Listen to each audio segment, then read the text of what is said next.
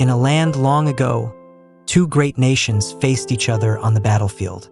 On one side stood the Israelites, God's chosen people, and on the other, the Philistines, an army of warriors with a reputation for power and cruelty. But the real shock wasn't just the armies facing each other. It was the giant that led the Philistines. This was Goliath, an unstoppable warrior who struck fear into the hearts of all who saw him. Every day for 40 days, he stepped forward, shouting across the valley, challenging the Israelites to send out a fighter to face him in single combat.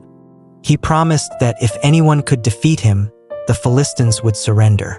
But if Goliath won, the Israelites would become their slaves. But no one, not even the bravest warrior in the Israelite army, was willing to step up to fight Goliath. He was too big, too strong, and too terrifying. And then, one day, a young shepherd named David arrived at the camp. He was just a boy, the youngest of 8 brothers, and he'd been tending sheep in the fields, far away from the battle.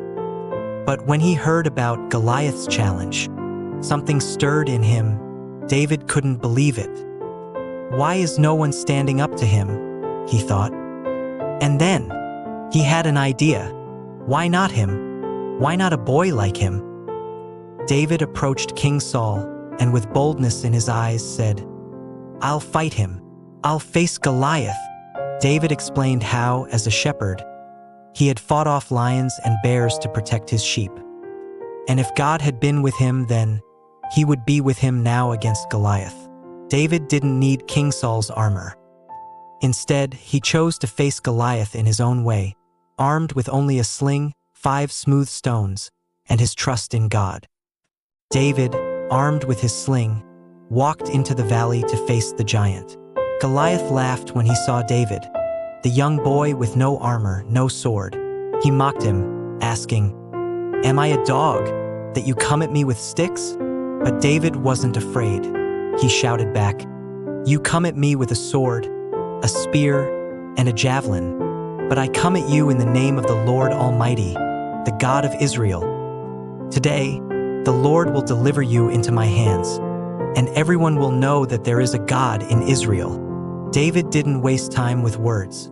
He reached into his bag, pulled out a smooth stone, and placed it into his sling. With a steady hand, he twirled the sling over his head and launched the stone with incredible speed. The stone hit Goliath right in the forehead, and with a mighty crash, the giant fell, face first, into the dust. He was defeated. Just like that, the giant who had once filled the Israelites with terror was now lying helpless on the ground. David didn't need a sword to win. All he needed was faith, courage, and the power of God on his side. David's victory wasn't just about defeating Goliath. It was about showing the world that no matter how big the challenge, no matter how impossible the situation, faith and courage can overcome anything. And David's trust in God inspired a nation, turning the tide of the battle and securing Israel's victory that day. David showed us that we don't have to be the biggest, the strongest, or the most experienced to face the giants in our lives. Sometimes, all we need is the courage to step forward and trust that we are never alone. With God, nothing is impossible.